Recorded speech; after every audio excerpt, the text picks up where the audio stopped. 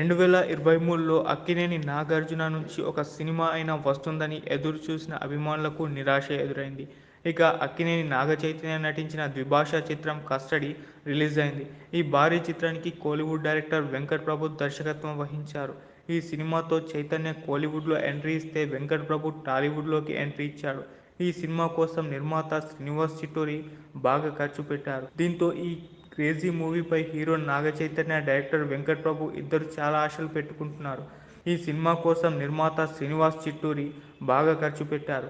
దీంతో ఈ క్రేజీ మూవీపై హీరో నాగచైతన్య, డైరెక్టర్ వెంకట్ ప్రభు ఇద్దరు చాలా ఆశలు పెట్టుకున్నారు. కానీ బాక్సాఫీస్ దగ్గర ఏ మాత్రం అంచనాలను అందుకోలేకపోయింది.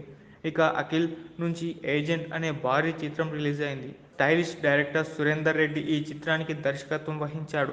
ఈ సినిమా కోసం అఖిల్ చాలా హార్డ్ వర్క్ చేశాడు. అలాగే ప్రమోషన్స్ కూడా బాగా చేశారు. అయితే కథ లేకుండా ఈ సినిమాను స్టార్ట్ చేయడం పెద్ద మైనస్. ఈ విషయాన్ని రిలీజ్ తర్వాత నిర్మాత అనిల్ సుంకర బయటపెట్టారు. అఖిల్ ఎంతగానో నమ్మిన 'ఏజెంట్' బాక్సాఫీస్ దగ్గర డిజాస్టర్ అయింది. ఆ తర్వాత నుంచి అఖిల్ మళ్లీ కనబడలేదు. అఖిల్ నెక్స్ట్ మూవీ ఇదే అంటూ వార్తలైతే వస్తున్నాయి. కానీ ఇంతవరకు అఫీషియల్ అనౌన్స్మెంట్ రాలేదు. 2024లో నాగార్జున నుంచి 'నా సామిరంగా' సంక్రాంతికి వస్తుంది. ఈ సినిమాతో కొరియోగ్రాఫర్ విజయ్ బిన్ని దర్శకుడిగా పరిచయం అవుతున్నాడు. ఇందులో యంగ్ హీరోలు అల్లరి నరేష్, రాజ్ తరుణ్ కూడా కీలక పాత్రలు పోషించారు. కీరవాణి సంగీతం, చంద్రబోస్ సాహిత్యం అందించారు. సంక్రాంతికి వస్తున్న ఈ సినిమా పక్కాగా హిట్ అవుతుందనే టాక్ బలంగా వినిపిస్తుంది. ఇక నాగచైతన్య 'తండేల్' అంటూ కొన్ని యథార్థ సంఘటనలు ఆధారంగా రూపొందుతున్న మూవీ చేస్తున్నారు. ఈ చిత్రానికి చందు మొండేటి దర్శకుడు. ఈ చిత్రాన్ని పాన్ ఇండియా మూవీగా గీతా ఆర్ట్స్ సంస్థ నిర్మిస్తుంది. ఇందులో చైతన్యకు జంటగా ఫిదా బ్యూటీ, సాయి పల్లవి నటిస్తుంది. ఈ సినిమాపై భారీ అంచనాలున్నాయి.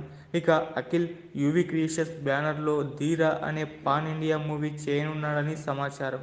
ఈ సినిమాని అనిల్ అనే కొత్త దర్శకుడు తెరకెక్కిస్తున్నాడు. సోషియో ఫ్యాంటసీ మూవీగా ఈ సినిమా ఉంటుందట. దీనిపై కూడా భారీ క్రేజ్ ఉంది. ఈ మూడు సినిమాలతో 2024 అక్కినేని హీరోలకు మర్చిపోలేని ఇయర్గా నిలుస్తుందేమో చూడాలి.